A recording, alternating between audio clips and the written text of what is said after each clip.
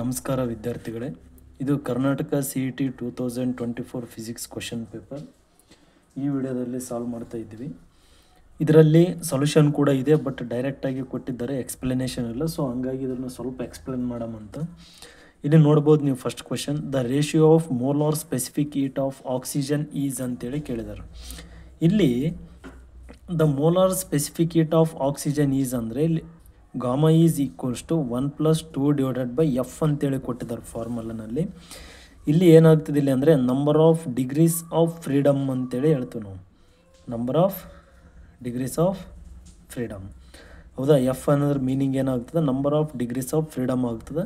ಇಲ್ಲಿ ಆಕ್ಸಿಜನ್ದು freedom number ಏನು ಬರ್ತದೆ, ಡಿಗ್ರೀಸ್ ಆಫ್ ಫ್ರೀಡಮ್ ಅಂದರೆ 5 ಬರ್ತೈತೆ ವ್ಯಾಲ್ಯೂ. ಅದು ಹೆಂಗಪ್ಪ ಅಂತಂದರೆ ಸಿಂಪಲಾಗಿ ಹೇಳ್ಬೇಕಂದ್ರೆ ಎಕ್ಸ್ಪ್ಲನೇಷನ್ನಲ್ಲಿ ದ ನಂಬರ್ ಆಫ್ ಇಂಡಿಪೆಂಡೆಂಟ್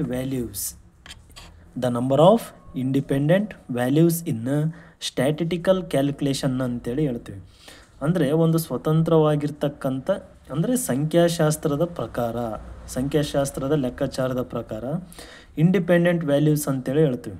ಅಂದರೆ ಸ್ವತಂತ್ರವಾಗಿರ್ತಕ್ಕಂಥ ಬೆಲೆಗಳು. ಅದ್ರದ್ದು ಏನೇನಂತೇಳಿ ಹೇಳ್ತೀವಿ ನಾವು ಅಂದರೆ ಎಫ್ ಅಂತೇಳಿ ಹೇಳ್ತೀವಿ. ಇಲ್ಲಿ ಆಕ್ಸಿಜನ್ದು ಏನಾಗ್ತದಪ್ಪ ಅಂತಂದರೆ because an oxygen molecule is diatomic. ಡಯಾಟಮಿಕ್ನಲ್ಲಿ ಎಷ್ಟಿರ್ತೈತೆ ಅದರದ್ದು ಯಾವುದು ಇಂಡಿಪೆಂಡೆಂಟ್ ವ್ಯಾಲ್ಯೂ ಅಂತಂದರೆ 3 ಇರ್ತೈತಿ. ಏನಂತೇಳಿ ಹೇಳ್ತದೆ, 3 ಇರ್ತದೆ. ಇಲ್ಲಿ ಬರ್ತೀನಿ ನೋಡ್ರಿ. ಫಸ್ಟ್ ಒನ್ ಏನಪ್ಪ ಅಂದರೆ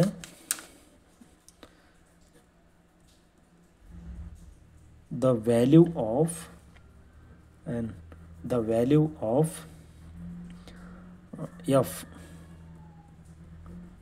for an oxygen gas. ಯಾಕಂದರೆ ಆಕ್ಸಿಜನ್ ಅನ್ನೋದು ಯಾವ ಸ್ಟೇಟ್ನಲ್ಲಿ ಇರ್ತದೆ ಅಂದರೆ ಗ್ಯಾಸಿಯ ಸ್ಟೇಟ್ನಲ್ಲಿ ಇರ್ತೈತೆ. ಆಕ್ಸಿಜನ್ ಅಂತೇಳಿ ಹೇಳ್ತೀವಿ. ಎಷ್ಟಾಗ್ತದೆ ಇದ್ರದ್ದು ಫ್ರೀಡಮ್ ವ್ಯಾಲ್ಯೂ ಅಂದರೆ 5 ಇರ್ತದೆ. 5 ಹೆಂಗಾಗ್ತೈತಪ್ಪ ಅಂದರೆ ಬಿಕಾಸ್ an oxygenದು ಮಾಲಿಕ್ಯೂಲ್ ಇನ್ ಡಯಾಟಮಿಕ್ನಲ್ಲಿ ಇದ್ರದ್ದು ವ್ಯಾಲ್ಯೂ ಏನಿರ್ತೈತೆ ಅಂದರೆ ಇಟ್ ಆ್ಯಸ್ 3 ವ್ಯಾಲ್ಯೂ, ಹೌದಾ? ಆದರೆ ಟ್ರಾನ್ಸ್ಲೇಷನಲ್ ಡಿಗ್ರಿನಲ್ಲಿ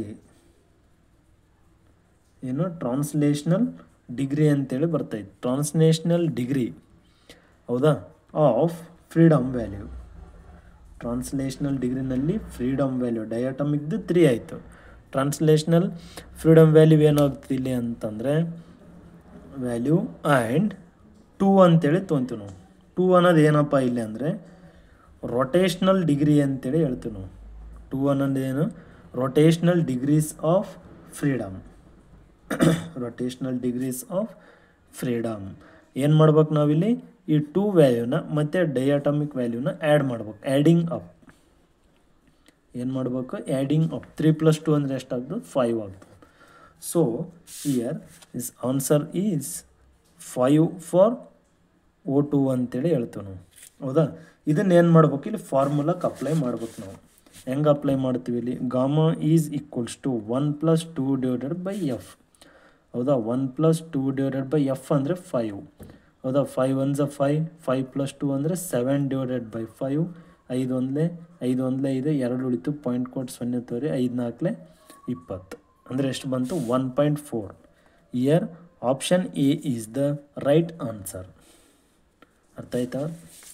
ನೆಕ್ಸ್ಟ್ ನೋಡ್ರಿ, ಅದೇ ರೀತಿಯಾಗಿ 2ನೇ ಕ್ವಶನ್ನಲ್ಲಿ ಏನು ಕೊಟ್ಟಿದ್ದಾರೆ ಅಂದರೆ for a particle executing simple harmonic motion SHM ಅಂತೇಳಿ ಹೇಳ್ತೀವಿ ನಾವು. ಫಸ್ಟ್ ಇಯರ್ನಲ್ಲಿ ಐತೆ ಆಸಿಲೇಷನಲ್ಲಿ simple harmonic motion at its mean position ಅಂತೇಳಿ ಕೇಳ್ಯಾರ. ಇದು ಆನ್ಸರ್ ಏನಾಗ್ತೈತೆ ಅಂದರೆ ಇದರಲ್ಲಿ for a particle executing simple harmonic ಮೋಷನ್ನಲ್ಲಿ ಮೀನ್ ಪೊಸಿಷನ್ ಏನಾಗಿರ್ತದೆ ಅಂದರೆ ವೆಲಾಸಿಟಿ ಮ್ಯಾಕ್ಸಿಮಮ್ ಇರ್ತದೆ, ಎಕ್ಸಲರೇಷನ್ ಏನಾಗ್ತದೆ 0 ಆಗ್ತೈತಿ. ಅದರದ್ದು ಫಾರ್ಮುಲಾ ಕೊಟ್ಟಾರ ನೋಡ್ರಿ. V is equals to V ಅಂದರೆ velocity equals to omega √A² - Y² ಅಂತೇಳಿ ಕೊಟ್ಟಿದ್ದಾರೆ, ಹೌದಾ? ಇಲ್ಲಿ ನೋಡ್ರಿ, ಅದೇ ರೀತಿಯಾಗಿ a motor cyclist moving towards a huge cliff with a speed of 18 km/h, ಹೌದಾ? Blows a horn of source frequency 325 Hz ಅಂದರೆ 325 ಫ್ರೀಕ್ವೆನ್ಸಿ ಸೌಂಡ್ ಬಂದೈತೆ ಹಾರ್ನ್ದು. And if the speed of the sound in the air is 330 metre per second. ಅಂದರೆ motor cyclist ಅಥವಾ ಗಾಡಿ ಓಡಿಸೋನು ಏನು horn ಹೊಡಿತಾನಲ್ಲ, ಗಾಡಿ ಎಷ್ಟು ಸ್ಪೀಡ್ನಲ್ಲಿ ಇರ್ತದೆ ಇಲ್ಲಿ 18 ಕಿಲೋಮೀಟರ್ ಪರ್ ಅವರ್ನಲ್ಲಿ. ಅದು ಹಾರ್ನ್ದು ಫ್ರೀಕ್ವೆನ್ಸಿ ಎಷ್ಟು ಬರ್ತದೆ 325 ಹರ್ಟ್ಸ್. ಅದು ಎಷ್ಟು ಸ್ಪೀಡ್ ಇರ್ತದೆ ಗಾಳಿನಲ್ಲಿ ಅಂದರೆ 330 ಮೀಟರ್ ಪರ್ ಸೆಕೆಂಡ್ ಇರ್ತೈತಿ. ಅಂದರೆ the number of beats heard by his ಅಂದರೆ ನಂಬರ್ ಆಫ್ ಬೀಟ್ಸ್ ಕಂಡುಹಿಡಿಬೇಕು ನಾವು, ನಂಬರ್ ಆಫ್ ಬೀಟ್ಸ್ ಕಂಡುಹಿಡಿಬೇಕು ನಾವು. ಅದಕ್ಕೆ ಏನಂತೇಳಿ ಬರ್ತೈತಿ ಇಲ್ಲಿ ಫಾರ್ಮುಲಾ ಅಂದರೆ ಇದರಲ್ಲಿ ಕೊಟ್ಟಿದ್ದಾರೆ ನೋಡ್ರಿ, ಇದು ಫಾರ್ಮುಲಾನ ಯೂಸ್ ಮಾಡ್ಬೇಕಾಗ್ತದೆ ನಾವು. ಹೌದಾ, ಇದ್ರನ್ನೇ ಸ್ವಲ್ಪ ಬರ್ಕೊಂಬ್ರಿ. ನೋಡ್ರಿ ಇಲ್ಲಿ ಏನಂತೇಳಿ ಬರ್ಕೊತೀವಿ ನಾವು ಇಲ್ಲಿ ಅಂದರೆ ಥರ್ಡ್ ಒನ್ನಲ್ಲಿ delta f is equals to f into v s divided by v minus v s. ಹೌದಾ, ಅಂದರೆ ಇಲ್ಲಿ v not is equals to v s ಅಂತೇಳಿ ತೊಗೊತೀವಿ ನಾವು. ನೆಕ್ಸ್ಟ್ ನೋಡ್ರಿ ಇಲ್ಲಿ ಏನು ಮಾಡ್ಬೇಕು ನಾವು ಅಂದರೆ ವ್ಯಾಲ್ಯೂಸ್ ಅಪ್ಲೈ ಮಾಡ್ಬೇಕು. ಫ್ರೀಕ್ವೆನ್ಸಿ ಎಷ್ಟದ 325 ಅದ. ಹೌದಾ, ವಿ ಎಸ್ ಅಂತೇಳಿ ಐತಿ. ಹೌದಾ, ವಿ ಎಸ್ ಅಂದರೆ ವ್ಯಾಲ್ಯೂ ಏನಂತೇಳಿ ತೊಗೊತೀವಿ ನಾವು ಇಲ್ಲಿ ಅಂತಂದರೆ 5 ಅಂತೇಳಿ ತೊಗೊತೀವಿ ನಾವು. ಏನಂತೇಳಿ ತೊಗೊತೀವಿ ವ್ಯಾಲ್ಯೂಸ್ 5 ಡಿವೈಡೆಡ್ ಬೈ ಫಾರ್ಮುಲಾನಲ್ಲಿ ನೋಡ್ರಿ ವೆಲಾಸಿಟಿ ಎಷ್ಟೈತಿ ಇಲ್ಲಿ 330 ಮೀಟರ್ ಪರ್ ಸೆಕೆಂಡ್ ಐತಿ. ಹೌದಾ, ನೆಕ್ಸ್ಟ್ ನೋಡ್ರಿ ಮತ್ತೇನಂತೇಳಿ ತೊಗೊತೀವಿ ಡಿವೈಡೆಡ್ ಬೈ -5. ವಿ ಎಸ್ ಅಂದರೆ ಏನು ಬರ್ತದೆ ವ್ಯಾಲ್ಯೂ 5 ಬರ್ತೈತಿ. ನೆಕ್ಸ್ಟ್ ನೋಡ್ರಿ ಈಸ್ ಈಕ್ವಲ್ಸ್ ಟು, ಹೌದಾ, ಇದನ್ನ ಸ್ವಲ್ಪ ಡೀಪಾಗಿ ಸಾಲ್ವ್ ಮಾಡಿದ್ರೆ ಏನಾಗ್ತದೆ ಅಂತಂದರೆ 325 5 ಡಿವೈಡೆಡ್ ಬೈ 325 ಆಗ್ತೈತೆ. 325 ಕ್ಯಾನ್ಸಲ್ ಮಾಡಿದರೆ ಆನ್ಸರ್ ಏನು ಬರ್ತೈತಿ 5 ಬರ್ತೈತೆ. ಅಂದರೆ ಇಲ್ಲಿ ಏನಾಗ್ತದೆ ಇಲ್ಲಿ ಅಂದರೆ number of beats heard by him ಅಂದರೆ ಆಪ್ಷನ್ ಎ 5. ಅರ್ಥ ಆಯ್ತಾ? ಇದು ಏನಪ್ಪ ಅಂದರೆ ಥರ್ಡ್ ಕ್ವಶನ್ ಆನ್ಸರ್. ನೆಕ್ಸ್ಟ್ ನೋಡ್ರಿ ಅದೇ ರೀತಿಯಾಗಿ fourth one. This is the very important question because this question is so many times repeated in Karnataka CET. ಹೌದಾ, ನೀವು ಯಾವುದನ್ನ ಈ ಪ್ರೀವಿಯಸ್ ಕ್ವಶನ್ ಪೇಪರ್ನ ನೀವು ರೆಫರ್ ಮಾಡಿದರೆ ನಿಮಗೆ ಗೊತ್ತಾಗ್ತೈತಿ ಇದು ಎಷ್ಟರ ಮಟ್ಟಿಗೆ ಇಂಪಾರ್ಟೆಂಟ್ ಅಂತೇಳಿ. The body has a charge of -3.2 microcoulomb, the number of electron it has is ಅಂತೇಳಿ ಕೇಳ್ಯಾರ. ಹೌದಾ, excess electron it has is. ಇಲ್ಲಿ ನೋಡ್ಬೇಕು ನಾವು, ಇಲ್ಲಿ ಏನು ಮಾಡ್ಬೇಕಂದ್ರೆ ಆನ್ಸರ್ ನೋಡ್ರಿ. ಫೋರ್ತ್ ಕ್ವಶನ್ನಲ್ಲಿ q equals to charge equals to number of electron ಅಂತೇಳಿ ತೊಗೊತೀವಿ. ಇದನ್ನು ಹೆಂಗೆ ಕಂಡುಹಿಡಿಬೇಕಾಗಿದೆ ಇಲ್ಲಿ ನಾವು the number of excess electron. ಅದಕ್ಕೆ ಏನಂತೇಳಿ ತೊಗೊತೀವಿ ನಂಬರ್ ಆಫ್ ಅಂದರೆ N is equals to q divided by E ಅನ್ನೋದು ಒಂದು ಫಾರ್ಮುಲಾನ ಬಳಸ್ಕೊತೀವಿ ನಾವು. Q value that is already given in a question. ಅಂದರೆ ಇಲ್ಲಿ ಮ್ಯಾಗ್ನಿಟ್ಯೂಡ್ ಅಪ್ಲೈ ಆಗೋದ್ರಿಂದ ಇದು ಬರೀ ಜಸ್ಟ್ 3.2 ಇಂಟು ಮೈಕ್ರೋ ಅಂದರೆ 10⁻⁻6 ಅಂತೇಳಿ ಬರ್ತೀವಿ ಡಿವೈಡೆಡ್ ಬೈ ಎಲೆಕ್ಟ್ರಾನ್ ಅಂದರೆ 1.6 ಇಂಟು 10⁻⁻19 ಅಂತೇಳಿ ಬರ್ತೀವಿ. ಇದನ್ನು ಹೆಂಗೆ ಈಸಿ ಮಾಡ್ಕೋಬೇಕಿಲ್ಲ ಅಂದರೆ ಇಲ್ಲಿ ಡೆಸಿಮಲ್ ಕ್ಯಾನ್ಸಲ್ ಮಾಡಿರಿ ಇಲ್ಲಿ 10⁻1 ಬರ್ತದೆ, ಇಲ್ಲಿ ಡೆಸಿಮಲ್ ಕ್ಯಾನ್ಸಲ್ ಮಾಡಿದರೆ ಇಲ್ಲಿ 10⁻1 ಬರ್ತೈತೆ. 16 1 16 16 2 32 16 1 16 16 2 32 2 ಇಂಟು ಇಲ್ಲಿ 10⁻⁻19 ಪ್ಲಸ್ 1 ಅಂದರೆ -18 ಆಗ್ತದೆ. ಮೇಲೆ ಹೋದ್ರೆ ಏನಾಗ್ತದೆ ಅಂದರೆ +18 ಆಗ್ತದೆ. ಇಲ್ಲಿ ಏನಾಗ್ತದೆ -5 ಆಗ್ತೈತಿ. -6 + 1 -5 -18 ಅಂದರೆ ಎಷ್ಟಾಗ್ತದೆ ನೋಡಿರಿ, ಇದು +18 ಅಂದರೆ ಎಷ್ಟಾಗ್ತದೆ ಇಲ್ಲಿ ಅಂದರೆ 2 ಇಂಟು 10⁻13 ಅಂತೇಳಿ ಬರ್ತೈತೆ ಆನ್ಸರ್. 2 ಇಂಟು 10⁻13 ನೋಡ್ರಿ ಇಲ್ಲಿ ಬಂದೈತಿ. ಅಂದರೆ ಯಾವುದಾಗ್ತದೆ ಇಲ್ಲಿ ಆಪ್ಷನ್ ಅಂದರೆ ಆಪ್ಷನ್ ಸಿ ಆಗ್ತೈತಿ. ಹೌದಾ, ಅದೇ ರೀತಿಯಾಗಿ ಇಲ್ಲಿ 4ನೇ ಪ್ರಶ್ನೆ ತೊಗೊಂಡ್ರೆ A point charge A of +10 microcoulomb and another point charge B of +20 microcoulomb are kept 1 meter apart in a free space. ಹೌದಾ, ನೆಕ್ಸ್ಟ್ ನೋಡ್ರಿ the electrostatic force on A due to B is F1 ಮತ್ತು next and the electrostatic force B due to A is F2 then ಅಂತೇಳಿ ಕೇಳ್ಯಾರ. ಇದನ್ನು ಏನಂತೇಳಿ ಬರ್ತೈತಿಲ್ಲ ಅಂದರೆ ಇಲ್ಲಿ ನೋಡ್ರಿ force on first charge due to second charge. ಹೌದಾ, ಇಲ್ಲಿ ಏನಿಲ್ಲ ಸಿಂಪಲ್ ಆಗಿ ಅರ್ಥ ಮಾಡ್ಕೋದೇನೆಂದರೆ ಈಗ ಇಲ್ಲಿ ಒಂದು ಪಾಯಿಂಟ್ ಚಾರ್ಜ್ ಇರ್ತದೆ, ಇಲ್ಲಿ ಒಂದು ಪಾಯಿಂಟ್ ಚಾರ್ಜ್ ಇರ್ತೈತಿ. ಹೌದಾ, ಈ ಪಾಯಿಂಟ್ ಚಾರ್ಜ್ A ಅಂತೇಳಿ ತೊಗೊಂಬ, ಇದನ್ನ ಏನಂತೇಳಿ ತೊಗೊಂಬ ಪಾಯಿಂಟ್ ಚಾರ್ಜ್ B ಅಂತೇಳಿ ತೊಗೊಂಬ. ಇವೆರಡರ ನಡುವೆ ಡಿಸ್ಟೆನ್ಸ್ ಎಷ್ಟಿರ್ತದೆ ಅಂದರೆ 1 ಮೀಟರ್ ಅಪಾರ್ಟ್ ಅಂತೇಳಿ ಕೊಟ್ಟಾರ. A ಅಂದರೆ +10 ಮೈಕ್ರೋಕೂಲಮ್, B ಅಂದರೆ ಎಷ್ಟಿರ್ತದೆ +20 ಮೈಕ್ರೋಕೂಲಮ್ ಅಂತೇಳಿ ಇರ್ತೈತಿ. ಹೌದಾ. ಇಲ್ಲಿ ಏನಂತೇಳಿ ಕೇಳ್ತಾರೆ ಇಲ್ಲಿ ಅಂತಂದರೆ ಫೋರ್ಸ್.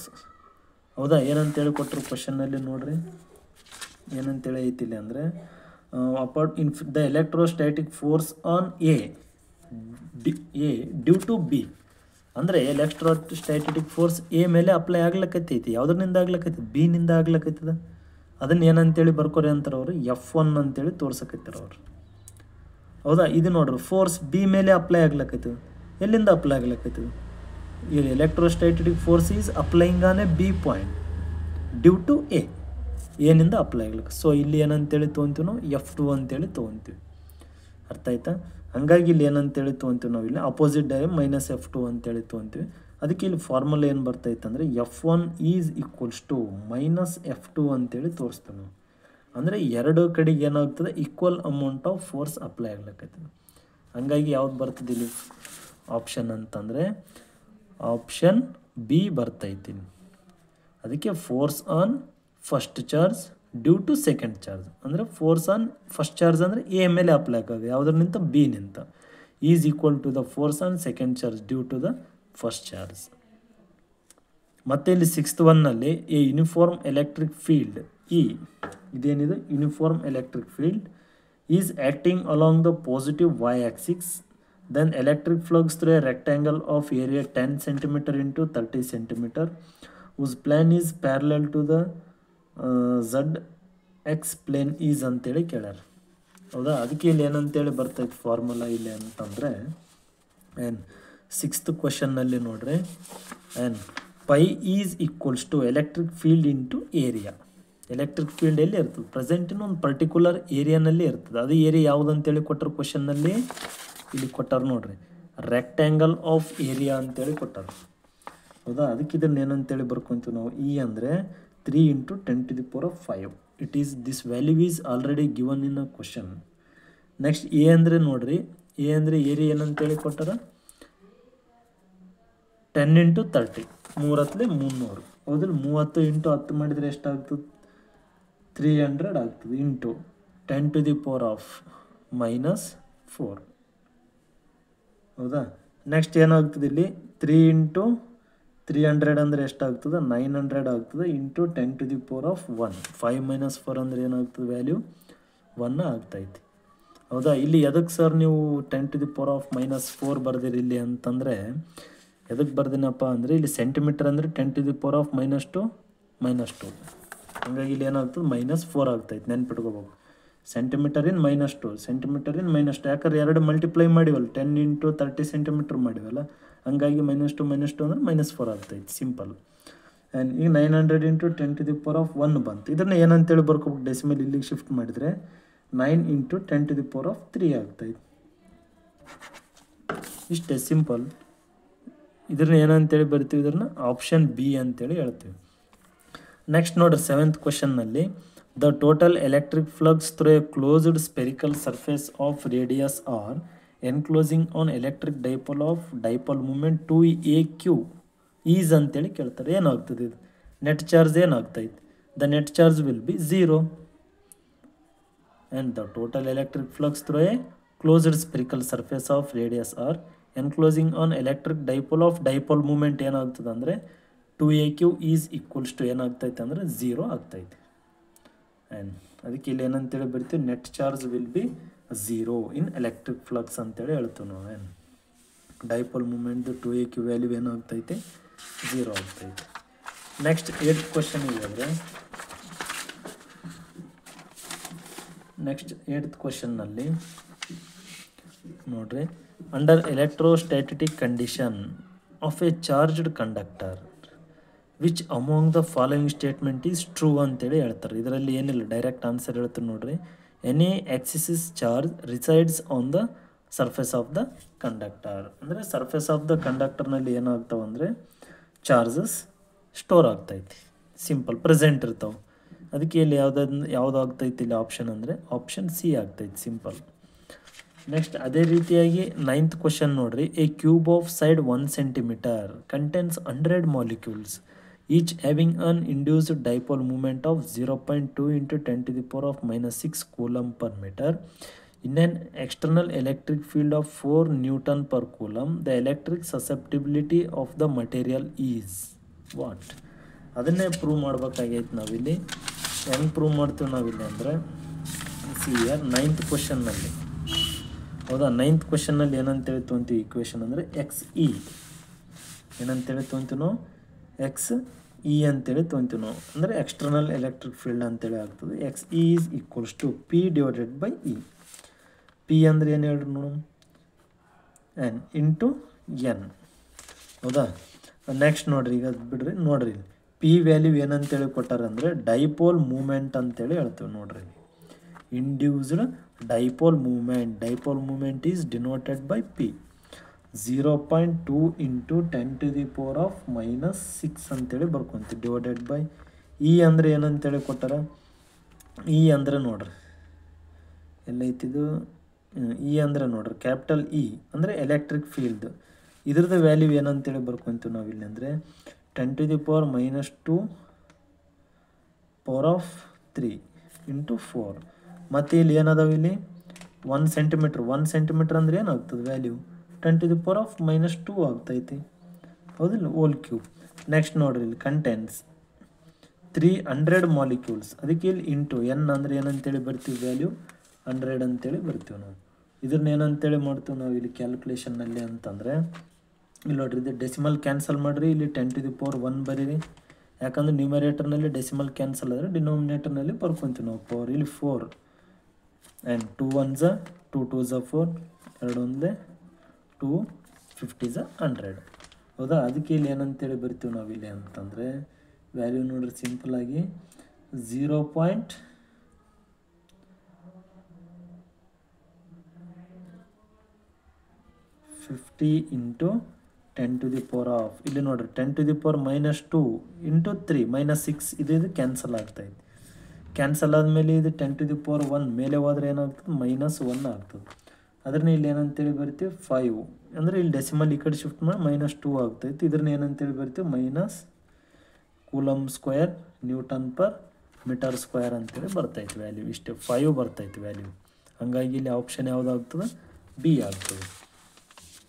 ನೆಕ್ಸ್ಟ್ ನೋಡ್ರಿ, ಇಲ್ಲಿ ಕ್ವಶನ್ ನಂಬರ್ 10, ಹೌದಾ. ಕ್ವಶನ್ ನಂಬರ್ 10ನಲ್ಲಿ ನೋಡ್ಬೋದು, A capacitor of capacitance 5 microfarad is charged by a battery of EMF 10 volt. At an instant of time, the potential difference across the capacitance is 4 volt ಕೊಟ್ಟರೆ, and the time rate of change of potential difference across the capacitor is 0.6 ಕೊಟ್ಟರೆ. Then the time rate at which energy is stored the capacitor at the instant is ಅಂತೇಳಿ ಕೇಳ್ಯಾರ. Energy ಅಂತ ಬಂದಿರೋದ್ರಿಂದ ಇಲ್ಲಿ ಏನಂತೇಳಿ ತೊಗೊತೀವಿ ನಾವು ಇಲ್ಲಿ ಅಂತಂದರೆ potential difference across the capacitor ಅಂತೇಳಿ ಬಂದು, so U is equals to ½ CV² ಅಂತೇಳಿ ತೋಲಕತ್ತದ. ಏನು ಈ ಥರ ತೊಗೊಂಡ್ರೆ ನೆಕ್ಸ್ಟ್ ಇಲ್ಲಿ du/dt ಅಂದರೆ energy with respect to the rate of change of instant time ಅಂತೇಳಿ ಐತಿ. ಇದನ್ನ ಏನಂತೇಳಿ ಬರ್ತೀವಿ ½ ಏನು ನೆಕ್ಸ್ಟ್ 2V dV/dt, ಹೌದಾ. ಇದೆಲ್ಲ ಬರೆಯೋದಕ್ಕಿಂತ ನೆಕ್ಸ್ಟ್ ಇಲ್ಲಿ ಏನಂತೇಳಿ ಬರ್ಕೋಬೋದು ನಾವು CV ಇಂಟು dV/dt ಅಂತೇಳಿ ಬರ್ಕೋಬೋದು ನಾವು. ಯಾಕಂದರೆ ಇಲ್ಲಿ 2 2 ಕ್ಯಾನ್ಸಲ್ ಆಗ್ತದಲ್ಲ, ಉಳಿಯೋದು CV ಇಂಟು dV/dt ಅಂತೇಳಿ ಬರ್ತೈತಿ ಇಕ್ವೇಷನ್. DV ಅಲ್ಲ, ಸಾರಿ DU. ಆ್ಯಂಡ್ ನೆಕ್ಸ್ಟ್ ನೋಡ್ರಿ, du/dt ಈಸ್ ಈಕ್ವಲ್ಸ್ ಟು ಇಲ್ಲಿ CV ಅಂತ, ಹೌದಾ. CV ಅಂದರೆ ಏನಂತೇಳಿ ತೊಗೊತೀವಿ, CV ವ್ಯಾಲ್ಯೂ ತೊಗೋಬೇಕು ನಾವು. ಸಿ ಅಂದರೆ ಏನಂತೈತಿ ವ್ಯಾಲ್ಯೂ ಇಲ್ಲಿ 5 ಇಂಟು 10⁻⁻6 ಅದ. ವಿ ಅಂದರೆ ಏನದ 4 ಇಲ್ಲ ಐತಲ್ಲ, ಮೈಕ್ರೋ ಅಂದರೆ 10⁻⁻6. ಆ್ಯಂಡ್ ಮತ್ತು ನೆಕ್ಸ್ಟ್ ನೋಡ್ರಿ ಇಲ್ಲೇ ಐತೆ 4 ವೋಲ್ಟ್ ಬ್ಯಾಟ್ರಿ ಅಂತೇಳಿ. ಸೊ ಪೊಟೆನ್ಷಿಯಲ್ ಡಿಫ್ರೆನ್ಸ್ ಅಂದರೆ 4 ಬರ್ತೈತೆ. 4 ಇಂಟು ನೆಕ್ಸ್ಟ್ ಇನ್ನೊಂದು ಇಲ್ಲಿ 0.6 ಇದನ್ನು ಕೊಟ್ಟಾರ ನೋಡ್ರಿ, ಅಕ್ರಾಸ್ ದ ಕೆಪಾಸಿಟರ್ ವ್ಯಾಲ್ಯೂ 0.6.